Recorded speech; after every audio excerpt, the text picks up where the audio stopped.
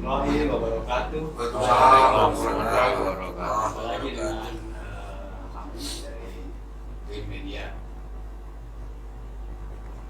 Pilkada Purwakarta digelar secara serentak dengan kota-kota lainnya, yaitu 27 November 2024.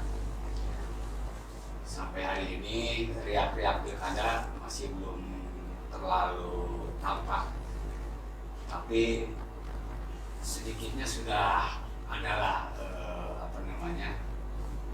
bukan gejolak ya semacam konstelasi politik sudah terlihat di kabupaten ini. Walaupun memang sampai saat ini masih terlalu jauh kalau kita bicara masalah koalisi, tapi untuk memprediksi koalisi partai siapa dengan partai siapa itu rasanya penting untuk dibahas, karena itu menentukan siapa pasangan calon yang akan diusungnya. Karena seperti kita tahu bahwa berdasarkan undang-undang pilkada kalau nggak salah nomor 10 tahun 2016, bahwa partai politik yang bisa mendaftarkan atau mengusung pasangan calon adalah partai politik yang memiliki suara kursi 20% dari total kursi di DPR di setempat gitu kan. Nah, Purwakarta sekarang 50 kursi, berarti 10 kursi minimal yang harus diraih. Fakta ini menunjukkan bahwa hanya Gerindra yang aman untuk bisa mengusung mengusung pasangan calon tanpa koalisi. Yang lain, partai lain harus wajib berkoalisi jika ingin mendaftarkan atau mengusung calon. Nah, untuk itu kita akan membahasnya kali ini. Sebenarnya ini udah aktivis semua ya. Saya bukan diperkenalkan lagi karena udah semua udah kenal ya. Ini Kang atau biasa kita manggil Ayat. Siap. Ya, Assalamualaikum. Ya, Yohanan, praktisi hukum juga selain aktivis Purwakarta. Terus di sebelah sana ada Kang Ariel Hikmat Ibnu Ariel, Ketua Gerakan Masyarakat Purwakarta. Gerakan Moral Masyarakat. Ya, Gerakan Moral Masyarakat Purwakarta. Beliau vokalis juga, terus suka teriak-teriak pinggir jalan. Kang Ahmad Syah, jurnalis, saya bilang jurnalis senior juga nih, udah lama berkecimpung bareng-bareng sama saya dulu. Nah, Gus Yasin, aktivis juga, pemerhati politik ya, mantan anggota dewan juga. Oke, untuk mengutak-atik koalisi di Pilkada Purwakarta 2024, saya ke Kang Ariel dulu. Kira-kira mana kemana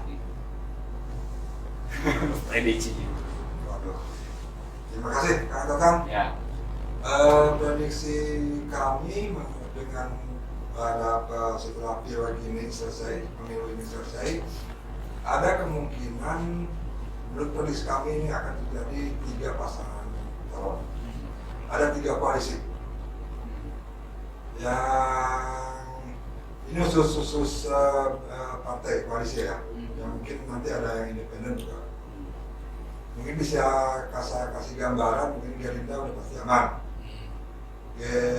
Golkar ini kurang satu pasti akan ngambil lagi.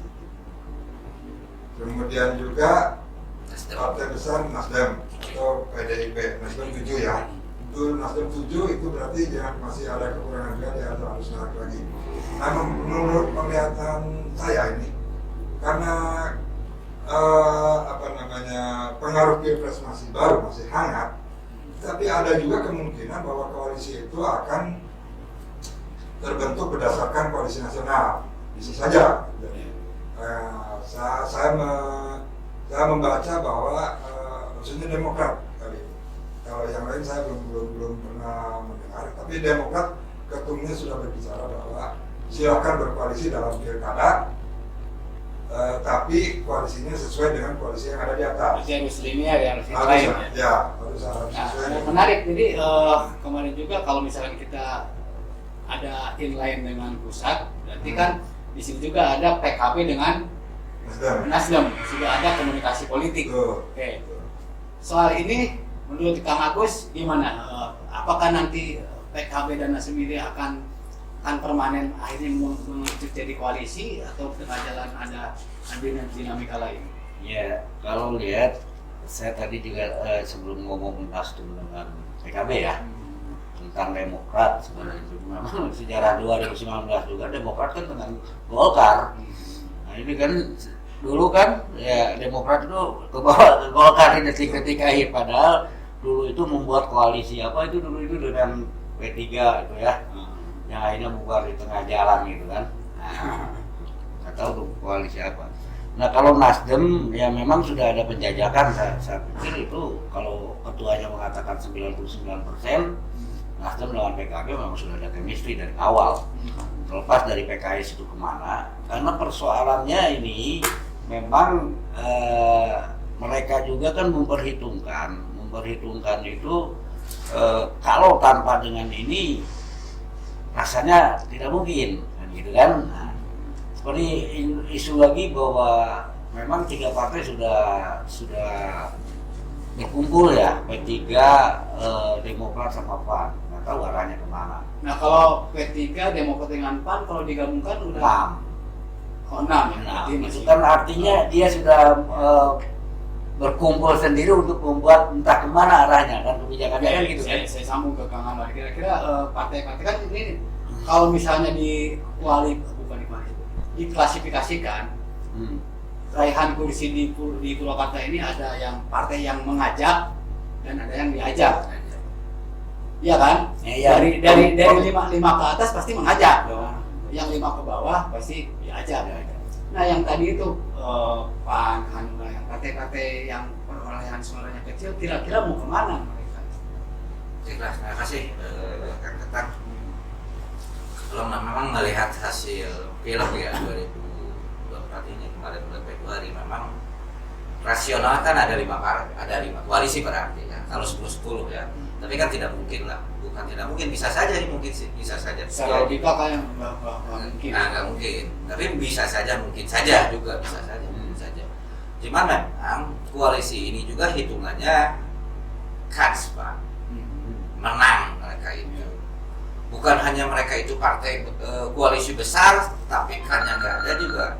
Terus juga ada pengaruh dengan balonnya, berarti yang akan jadi calon. Figur. Nah ini juga yang akan menjadikan pertimbangan semua partai. Jujur hari ini saya melihat bahwa popularitas Abu Ratna Mustika itu luar biasa Pak Golkar. Tapi memang Abu ini tidak akan mudah meledak. Walaupun dia misalnya hanya mendapatkan 1 kursi saja, tambahannya untuk bisa mendaftarkan ke KPU. Ini berat, kecuali ikut campurnya peranan DPP ya, komunikasi di sana. Apalagi tadi dihembuskan bahwa koalisi permanen kan. Koalisi permanen itu artinya koalisi nasional yang akan berimbas ke daerah barangkali itu. Karena PAN ini salah satu adalah di pemenangan TKN ya kalau nggak salah ya, di 02 artinya kan itu. Cuman kan kita tahulah kalau Purwakarta bahwa koalisi yang tadi kecil ya, ada PPP, ada Hanura, ada Demokrat. Kita sudah tahu lah kiblatnya mereka kemana. Kemana? Ya kiblatnya pasti ke Gerindra lah, karena Gerindra di situ ada Kang Deddy Mulyadi barangkali, ya barangkali itu. Nah, dan kita tahu lah strategi Kang Deddy menghabisi itu bukan pada saat head to headnya Pak, tapi pra pelaksanaan itu kan mereka sudah menghabisi dulu. Kita ingatlah bahwa Rustani aja sampai tidak kebagian. Nah ini menarik. Jadi tadi Kang Ahmad bilang Kang Deddy Mulyadi, walaupun kita tahu dari apa namanya, dari sosok sudah bukan lagi pejabat Purwakarta gitu kan, pejabat partai pun tidak. Kang Rian, memang sosok Kang Deddy seperti apa sih sampai hari tadi bisa menentukan otak-atik partai tertentu? Kira-kira memang seperti itu atau gimana faktanya? Terima kasih. Assalamualaikum warahmatullahi wabarakatuh. Tentunya pemikiran Deddy Mulyadi tidak sama dengan pemikiran yang dulu dengan hari ini. Konstelasi pemikiran dan dinamikanya, kan gitu ya. Kalau toh ada rumors atau isu atau apa yang terjadi di lapangan hari ini bahwa ada kubu Subang, kubu Cianjur dan kubu Purwakarta, saya yakin Deddy juga belum tentu di Subang atau punya kekuatan Subang secara prinsip gitu ya. Belum tentu juga, karena faktor Subang pun siapa yang diangkat juga elektabilitasnya juga belum tentu. Satu, yang kedua juga partai mana yang akan dia beli juga tidak tahu, dan kekuatan finansial apa yang dia punya hari ini untuk membeli perahu-perahu untuk pencalonan itu juga kita tidak tahu. Nah, gitu. Tapi politik mah, kalau politik memang rumors dan isu yang diolah, gitu kan. Saya tidak harus membuktikan dia punya uang atau tidak, tapi rumors bahwa dia hari ini mungkin saya kira amunisinya tidak akan habis-habisan. Iya. Dulu secara psikologis kemarin kan Betul. dia habis-habisan karena membela istrinya. Kalau sekarang kan yang diusung entah siapa ya, atau punya kekuatan tertentu sehingga bisa memenangkan. Belum tentu juga. Siapa tahu kubunya kubu Cianjur dengan Purwakarta saja. Kadang-kadang saya bisa sukses Ya, itu. oke. Boleh dong. Punya pandangan lain nggak? Iya, iya. Iya betul. Jadi kekhawatiran itu framing itu kan di Kuat seolah-olah sekali. kekuatan. Tapi kan kalau ingat dulu itu punya hubungan emosional karena yang dicalonkannya itu siapa. Mantan. Nah, dulu juga yang membiayainya siapa, bukan Ya. duit dia. Karena kita semua tahu siapa yang beli Demokrat, siapa yang beli PKB, yang bawa duitnya itu siapa. Siapa Gitu. yang beli? Iya, dulu pasangannya siapa yang dulu, kan gitu kan. Nah, sekarang juga sebenarnya dia lagi ngincer seseorang. Dari kalangan mana? Ya, Dari parpol mana? bukan parpol dia. Oh, iya. Calon tertentu. Calon dulu, Oh, dihitung iya. buat ya kan gitu kan. Nah, sementara sekarang saya kalau menelisik dinamika politik Purwakarta sekarang itu beda. Jadi ada partai-partai seperti contoh lah. Sampai kapanpun PKS nggak akan keluar bahasa siapa yang akan dicalonkan. Ya kan, padahal PKS sendiri sudah memiliki nama. Udah ngantuin nama. Ya udah, tapi saya juga tidak bisa mengatakan karena itu hak mereka, kan gitu kan. Nah, terus tentang PKB dengan Nasdem itu juga lain persoalan, ya kan. Nah, dia buat dulu, gitu kan. Sementara yang lain nunggu di Pinang, kan kalau dia mencalonkan kan kekuatannya. Nah, sementara beda lagi dengan PDI, ya kan. PDI dia sudah 3 nama. Memang kalau PDI itu udah biasa, dari dulu itu harus kadernya dulu. Oke. Nah, gitu. Siap. Kang Ariel mungkin punya pandangan lain soal ini. Kalau saya lebih menyikapi masalah koalisi dulu ya. Ini Ya. Koalisi. Ya. Saya tadi setuju dengan Kang Ahmad bahwa ada seorang yang begitu dominan untuk membunuh siapapun sebelum sampai ke. Nah itu tadi. Iya. Jadi saya makanya tadi minta ke Kang Riyad, tapi kata Kang Riyad kan kayaknya itu sudah landai-landai saja. Ya mudah-mudahan seperti itu. Faktanya seperti apa Tapi sebenarnya? berdasarkan penglihatan saya, pendengaran saya, ya hasil dari ngobrol-ngobrol dengan pelaku politik. Jadi kelihatannya kan selama ini sampai mungkin dekade 10 sampai 15 tahun, 10 ya, paling tidak 10 tahun ini, kelihatannya di Purwakarta itu kan ada ketua umum partai daripada ketua partai. Dalam tanda kutip. Jadi saya melihat bahwa dia sosok Deddy Mulyadi ini begitu dominan dari ketua partai sehingga terlihat bahwa ini bisa permainannya bisa Nah itu sangat dominan. Kang Riyad cuma tadi kayaknya bukan bertolak belakang, artinya pendapatnya lain dengan apa yang dikatakan Kang Riyad. Betul nggak dominan Kang Saya Riyad? kira tidak. Kenapa? Alasannya kenapa? Hari ini yang digadang-gadang dia penerus dia itu saya kira tidak punya kekuatan. Tidak kok. Kan perhitungan beliau kan menang ya. Bukan sekedar nyalon. Menang. Saya kira kans untuk menangnya agak repot.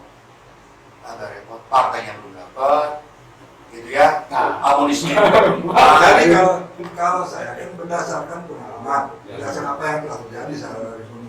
Nah, mudah-mudahan di pilkada kali ini dia ketua partai yang ada di Purwakarta itu bisa mandiri, tidak harus diintervensi oleh kekuatan yang lain, termasuk DM sekalipun. Walaupun sekarang DM dengan Gerindanya bisa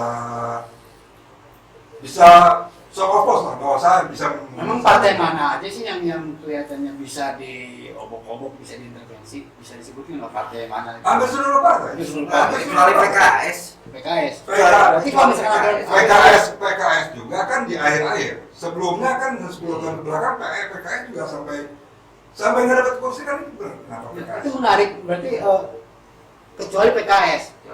Berarti Saat ini. termasuk Golkar dong masih bisa Kalau Golkar enggak lah Pak. Enggak. Kalau hari ini Golkar. Dijelaskan.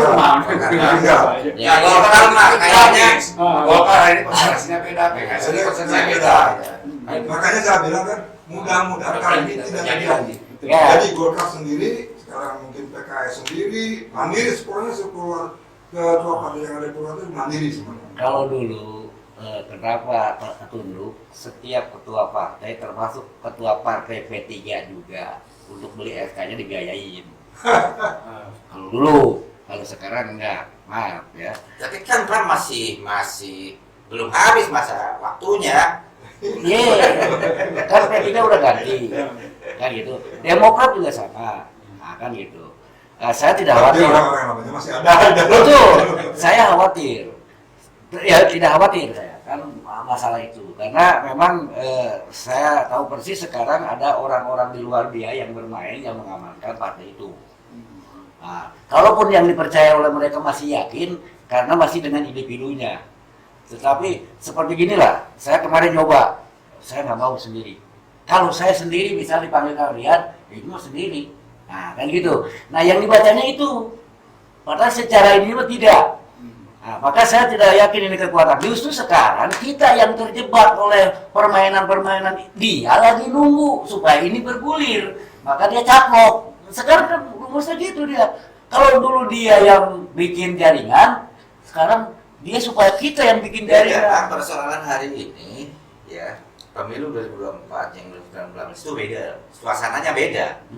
Karena Kang Deddy hari ini Gerindra itu sudah aman kursinya, ya. Tapi yang harus dicatat tetap mau tidak mau akan balik ke personal, Pak. Betul. Karena popularitas Ambu hari ini saya katakan bahwa yang mencoba suara Ambu itu suara Tuhan, Pak. Ya, saya mau bantah Kang Ahmad ya. Ya. Jadi mulai ini tidak identik dengan Gerindra, Ya. Kang Ahmad. Nah, di Gerindra juga ada dua kubu sekarang, kan gitu. Saya tidak makan ada dua kubu atau satu kubu, tidak. Tidak bisa deh kemudian. Kalau dia kan itu menang Kang Ahmad. Iya, Meskipun dia punya satu perahu yang cukup untuk ya, maksud saya itu juga begini, Pak. Selesai itu begini. Kang Deddy ini konsepnya pasti akan menghabisi lawannya yang Nah, akan menang. Kalau saya pertanyaannya gini loh, Itu. kalau memang mempertahankan Deddy Mulyadi, ya, konsep Deddy Mulyadi gimana nih Purwakarta? Katanya mau putra daerah, iya kan? loncat temanya. Ya artinya kan gini persoalannya kan gini. Saya bahkan tidak percaya dengan itu sekarang hari ini, karena Gerindra menang itu bukan sosok dia. Pak, persoalan iya dan tidak bukan urusan kita. Betul, Kita itu betul. berbicara prediksi yang akan terjadi. Makanya. Itu. Kita akan bahas kan gitu kan. Jangan dulu sana, bagus. Makanya tadi Ideologi mas saya diagonal nanti. kan kekhawatiran itu yang saya pangkas. Saya bilang tidaklah partai sekarang ini udah pada dewasa semuanya. itu benar Benar, jaminannya. jaminannya. Saya pikir itu. Nah, Anda percaya itu dengan statement itu bahwa partai sekarang di Purwakarta khususnya udah bisa mandiri, udah nggak bisa Masih dibayar masa lalu kan. Kalau apapun dalam bidang politik nggak ada yang 100% dan 100%. Betul kalau politik. Ini masih 50-50. Sekarang kita nyambung. Ini saya lebih sebaiknya sepakat dengan Pak Kang Ahmad. Ketika calon yang diusulkan oleh DM, kita masih bicara DM jadi ya, karena itu masa lalu. Iya. Mau tidak mau kita harus mengakui keunggulannya dalam bidang politik itu saja. Betul, betul. Sehingga dia dan di Gerindra ini. Dia ketika paslonnya dia dia akan popularitasnya kurang lah ya. popularitasnya kurang, dia nggak mau itu Pak. Dia bikin 3 paslon. Yang lalu kan berhasil dia bikin 3 paslon. Dia menghindari untuk duel, head to head. Nah ini yang dikhawatirkan, kemudian ini intervensi lagi ketua partai. Nah ini saya khawatirkan begitu ya, walaupun saya percaya bahwa kondisi sekarang itu berbeda dengan beberapa tahun Jadi gini Pak, contoh. tapi ya itu tadi politik itu kita nggak bisa percaya. 2019 selain persoalannya ketika Rustadi waktu itu dapatkan kereta Pak. Karena mereka khawatir dengan Rustadi. Betul. Tapi kan, Ya. ini kan saya pelakunya ya. Saya dengan Haji Diding pelakunya. Khawatir. Maaf, Ya. Pak. Saya potong Nah, ya. artinya kalau Rustadi kemarin menang, kenapa? Karena konsep KDM itu kemarin harus 3, tidak 4. Makanya Rustadi yang hanuranya diambil gitu kan. Jadi ya tahu masalah. Kalau saya Tidak karena begitu masalahnya. Mas saya bukan begitu. Saya karena dengan Haji Diding, dengan Ucap Ujang Lardi, dengan Mutarabe semua ngumpul di Jakarta Dr. Anies. Persoalannya bukan itu. Oke, terus Terus persoalannya apa? Persoalannya bukan itu ya. Karena gini, ada tawar menawar di sana, ada orang yang nggak mau mundur. Nah, pada saat itu kalau nggak mau mundur, ya itu jadi karena saya ada di sana. Malah pandang suara itu telepon saya semua telepon itu saksinya Pak Haji Diding. Bahkan sampai sejarahnya P3 dengan PDI kenapa namanya jadi Pak Fadil, jam 18 itu masih siapa, itu kita tahu itu kan. Jadi kalau diciptakan oleh seseorang itu bukan ya, karena boleh tanya Ami Awad, saya Ujang Lardi, terjadinya 3 pasangan itu bukan atas perintah mereka. Nah, kita menjawab pada saat itu ketika ada yang dilukai, nah, karena rumus kemarin itu 2 yang harus dimatikan itu. Kalau nggak Gerindra, PDI. Nah, karena ini tidak bisa dengan PDI, dengan Gerindra, maka dia lebih nyaman dengan PDI. Nah, itu sebenarnya bukan dia yang menciptakan. Malah setelah terciptanya koalisi ini, kita habis-habisan ditelepon, dari sana sini, udah bubarkan itu, jangan ditandatangan. Nah, sehingga ini terjadi loh. Ya, ini kalau Aki Dadang masih hidup, Anut itu ketua P3 mau nandatangani, tadinya nggak mau nandatangani karena memang dia sudah nggak, bukan masalah diintervensi, punten. Karena sudah calonnya awalnya ke sini, kenapa jadi rubah? Kan itu ya. Sampai ada seseorang nelpon dia baru mau. Nah itu makanya kalau Itu flashback ya. tahu saya. Sekarang menghadapi 2024. 10 partai ya pemenang Kursi. kursi di parlemen Iya. ya, 10 partai untuk menghadapi 2024. Golkar kan termasuk ya cuma hanya satu kursi. minus. Terus Gerindra 10. Nah kira-kira kalau misalnya tadi udah antara PKB dengan Nasdem udah ada komunikasi politik gitu kan, walaupun memang belum permanen gitu kan. Nah, nanti mengerucutnya kemana nih? Apakah kan nggak mungkin ya secara logika, tapi memang namanya politik kan mungkin saja terjadi. Antara Gerindra dengan Golkar bisa nggak memungkinkan berkoalisi? Kan tadi di 2024. kalau kan Kang Aryo ngomong mungkin saja di dalam politik. Politik itu kan seni dan ilmu. Politik itu ilmu merebut kekuasaan. Dari mana logikanya kalau misalnya Golkar dengan Gerindra bersatu? Kan sekarang yang pemegang kebijakannya siapa di daerah? Kan mekanismenya kan begini. Walaupun yang diskresi dari pusat, tetap aja alurnya dari bawah dulu. Alurnya dari bawah. Memang ada partai-partai tertentu yang kalau sudah perintah dari atas, oke sini sudah selesai kan gitu kan. Tetapi iya, tapi ada dulu mekanisme Pak. Nah seperti gini, pendaftaran aja dibuka. Sebenarnya mekanismenya ada, tidak ujung-ujung. Nah kalau kemarin PDI sudah mengumumkan, ya memang itu hak dia karena diutamakan kader dulu. Nah, kan gitu. Jadi ada saja kemungkinan itu Pak. Apakah PKS dengan PDI tidak akan berkoalisi? Bisa saja di pilkada. Saya tanya langsung, Golkar dengan Gerindra nanti calonnya siapa? Nah, itu. Nah, kan kita itu kan kadang-kadang calon dulu, ya. baru berkoalisi gitu kan. Nah, kan gitu kalau yang mudah mah. Nah, ini yang dijualnya siapa? Kan gitu kan. Jangan sampai ada keterpaksaan partai yang akhirnya tahunya si ini. Jadi mana? Nah makanya kalau belajar dari sekarang ada lagi pacarannya Nasdem dengan PKB, gitu ya. Ini kan dalam rangka menguatkan dulu itu.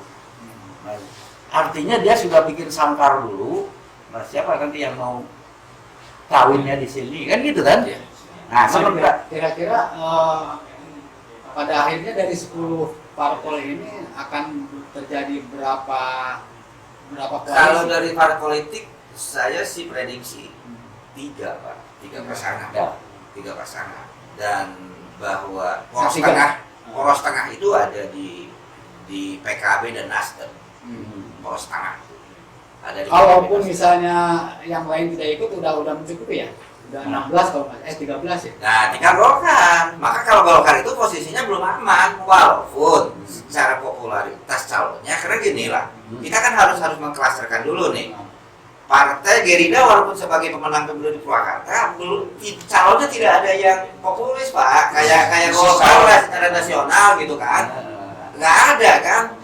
Nah itu kan, nah Gerindra pun hari ini nggak ada, walaupun digadang-gadang hari ini Kang DM Kup, ya Gerindra itu kan digadang-gadang aja, tapi mau tidak mau kita harus akui Pak, kadernya Kang DM sekarang DPR itu juga sama, posisinya 5 orang, di sana 5 orang gitu kan. Terus secara personal kalian juga luar biasa Pak. Artinya kan disitulah kita juga nanti akan melihat bagaimana dinamika perkembangan Gerindra Kang DM dengan Teh Puji lah ya. Itu dinamika seperti apa. Nah ini kan ambu ini juga rumornya juga Pak kencang Pak. Golkar sebagai penonton pemilu di Jawa Barat, ini ambu juga salah satu orang yang direkomendasikan jadi ketua DPR di provinsi. Nah artinya Golkar juga hari ini sedang menggodok siapa? Ya, sedang belum matang, ya, belum matang. Tapi memang ambil juga itu. Nah, pekerjaan yang tidak mudah bagi Golkar, walaupun hanya menggiring 1 kursi untuk bergabung. itu yang paling Oke, itu menarik. Kang Ariel, belum Kang Ariel, Golkar kan perlu 1 kursi lagi minimal, ya 10 lebih banyak. Susah atau mudah sih bagi Golkar dalam kondisi konstelasi politik sekarang ini Golkar? Ya cukup sulit juga sih bagi Golkar untuk mengambil 1 kursi dari mana. Kembali berfigur sih. Iya. Makanya Berfigur. Cuman ya kalau saya prediksi sih Golkar mungkin akan mengambil yang selama ini dia sesuai dengan PKS atau dengan P3. Kalau Hanura saya prediksi dia pasti akan lari ke Gerindra. oh iya itu. Kalau Hanura. Terus PDI sendiri ya. Oke, ada juga yang mengatakan bahwa PDIP condongnya ke koalisi Gerindra. Kemungkinan dia. Kemungkinan. Iya, kan cuma terhalang oleh Tapi kan kembali lagi bahwa kita kalau di PDIP ke Gerindra ini kan saya terhalang gitu. Enggak sih, artinya Pilkada dulu, tidak ada calon premier kan? tidak. Enggak, kan beda politik itu beda. Ketika dia lah. Percap dulu atau pilkada dulu nih? Hah? Kalau PDIP, Boleh. percap dulu atau pilkada dulu? Nggak tahu. Nggak tahu ya. Jadi ya sebenarnya benar. Ini yang kurang satu itu kadang-kadang bisa jadi masalah ya. Karena pengalaman dulu juga yang mau dikorbankan 2019 kalau ya 2 partai kan, pilih salah satu mau yang ini mau yang ini. Karena kita lebih responnya ke merah pada saat itu ya, karena terus saja kan. Jadi kecil yang ini akan terjadi juga. Apakah bukan masalah yang lain, partai lain lah misalnya ya, partai menengah itu bisa ada yang gagal juga gitu, akhirnya jadi pendukung, akhirnya pengusung kan gitu, penonton. Iya kan kalau pengusung jelas ya. Tapi kalau saya kan melihat kalau Golkar itu udah senior lah, orang-orang Golkar itu udah Bisa. pasti bisa. Ya sebenarnya bukan nggak bisa sih ya, kalau nggak coba sekarang ini kan satu, ini nggak dirasa ya, ini waktunya pun sebentar. Nah, kalau sekarang itu yang uniknya 2019 itu malah banyak calonnya ya, dibagi gitu kan.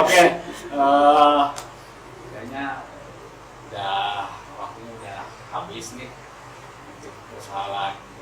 koalisi. Tapi kayaknya bisa dalam sesi berikutnya soal koalisi ini kan masih dinamis ya. Nanti pada Masih dinamis, sesi Pak. selanjutnya kita bahas ulang sampai nanti kan ke depan dalam waktu 2 minggu atau sebulan atau 2-3 bulan ke depan pasti ada komunikasi politik yang terjalin antar partai. Nah, dari sana kita juga akan bisa membaca lagi. Kalau pilkada sekarang Pak, saya melihat bukan calon dulu hari ini. Karena kalau calon ini hari ini ada Abu, ada Lutfi ya. Jadi koalisi dulu berarti ya. Kalau hari ini saya melihat koalisi dulu. Oke. Masing-masing koalisi dulu. Siap. Kalau hari ini. Tahan dulu, nanti kita lanjut di sesi yang akan datang karena waktu juga udah habis gitu. Oke, pemirsa, demikian perbincangan saya dengan sejumlah rekan dari para aktivis Purwakarta. Wassalamualaikum warahmatullahi wabarakatuh. Waalaikumsalam